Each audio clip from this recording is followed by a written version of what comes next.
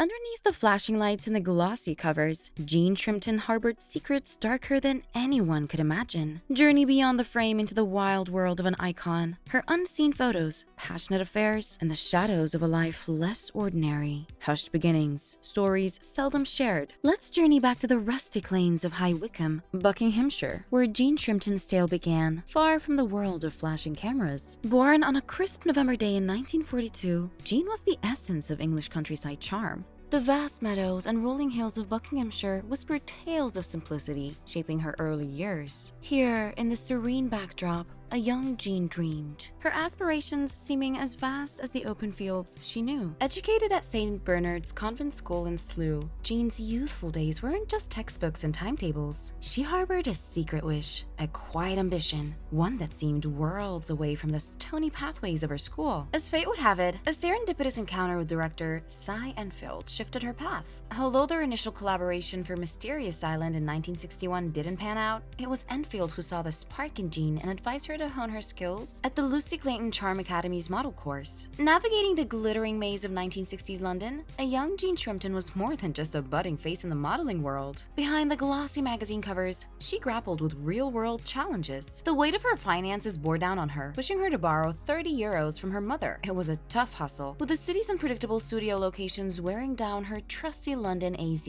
But 1960 brought Jean a twist of fate, and his name? David Bailey. Amidst the whirlwind of studio hustle, their eyes met and sparks flew. It wasn't just a casual click of the camera. It was the beginning of something electric and an inevitable downfall of this young dreamer. David, with his knack for capturing the raw essence of a moment, and Jean, with her undeniable charisma, became the talk of the town. Together, they painted the 1960s with photographs that dripped in style, setting the golden standards of the era. Their photos weren't just pictures, they were stories, tales of a London swinging in full flare. Their collaborative magic was more than just perfect angles and impeccable lighting. It was about a girl and a photographer finding their rhythm, challenging norms, and turning the fashion world on its head. Through the whirl of parties, magazine covers, and fame, they danced their way into history, leaving an indelible mark on the very soul of the 60s. And while the world was entranced by her captivating partnership with Bailey, it was just the prelude. Before long, those iconic cheekbones and mesmerizing gaze graced the covers of every magazine that mattered. Glamour, Elle, Ladies' Home Journal, Newsweek, and Time. Each appearance was not just a feature, it was an event. But the allure of Jean Shrimpton wasn't confined to glossy pages. The silver screen beckoned, and in a bold leap from runway to reel, she stepped into the world of acting.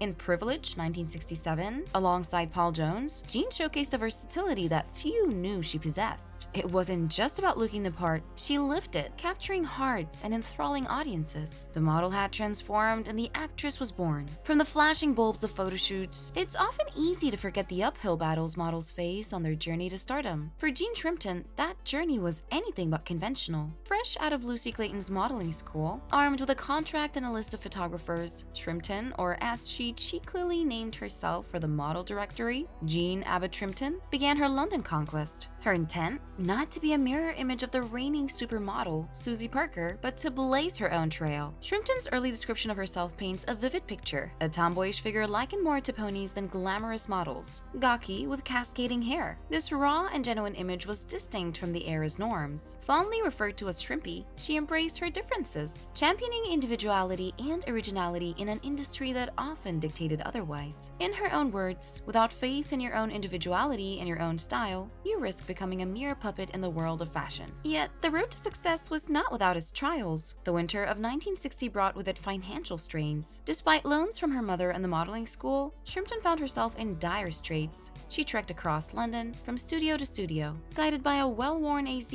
often feeling that on the days she wanted to dazzle, she looked her worst. Her earliest encounters with photographers were far from the glamorous perceptions many hold. Larry Neal, one of her first photographers, had a less than stellar impression of the young model. Recounting their first shoot, he labeled Shrimpton as gawky and awkward, struggling to capture a full-length shot of the restless teenager. Little did Neal know that this same awkward model would, in just a few short years, grace the covers of Vogues across 3 continents. This transformation from an uncertain novice to a global sensation wasn't just about the poses or the pictures. It was Shrimpton's unyielding belief in her authentic self that truly set her apart. Just like that, Jean Shrimpton, with her enviable poise, influenced an era. When she stepped onto the Australian turf in 1965 for a promotional visit, worth a whopping 2,000 sterling pounds, an eye-watering sum at the time, little did the world know that her white shift dress, ending daringly 5 inches above her knees, would trigger a seismic shift in fashion. The Melbourne elite were in an uproar. No hat, no gloves, and heavens, no stockings. Her only accessory, a man's watch? With just one appearance, Shrimpton made the miniskirt a global phenomenon.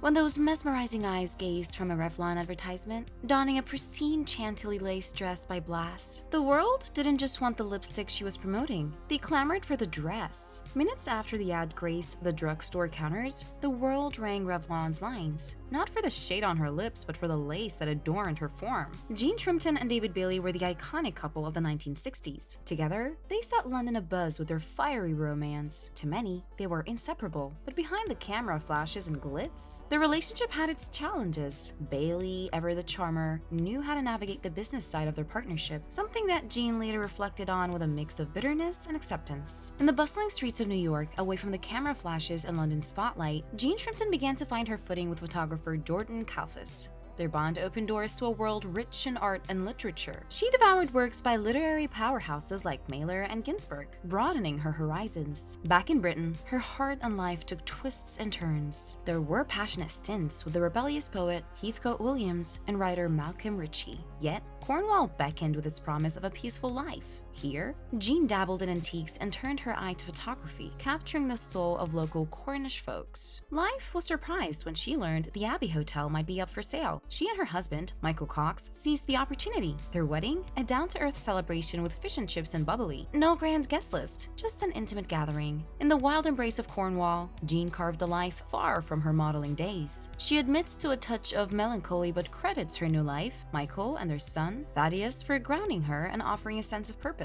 But why did she leave the fashion world? The allure of the flashy fashion world dimmed for Jean Shrimpton when she realized the shadows that lurked behind it. Reflecting on the complexities of the industry from the comforts of her Abbey Hotel, she stated, "Fashion is full of dark, troubled people. The relentless pressure of the fashion sphere is unforgiving, sparing only those with a shrewd knack for survival." In light of the controversy surrounding Joan Galliano, Shrimpton voiced her views, clearly stating no one can condone what he said, but she was equally candid about the industry's anomalies, pointing out it's hypocritical to pretend that fashion is normal. Despite distancing herself from the limelight, glimpses of the shrimp occasionally emerged, such as her feature on Channel 4's Country House Rescue. When asked about her autobiography, she straightforwardly said that she needed some money to renovate the roof of the hotel. With an unyielding disdain for publicity, she reaffirmed that she hated publicity all her life, even as a model. Even at 68, her face speaks volumes of her legendary past, but Shrimpton clarifies that she never liked being photographed. Today, as she relishes the serenity of Cornwall, the glimmers of her past resonate in the stories she still holds close.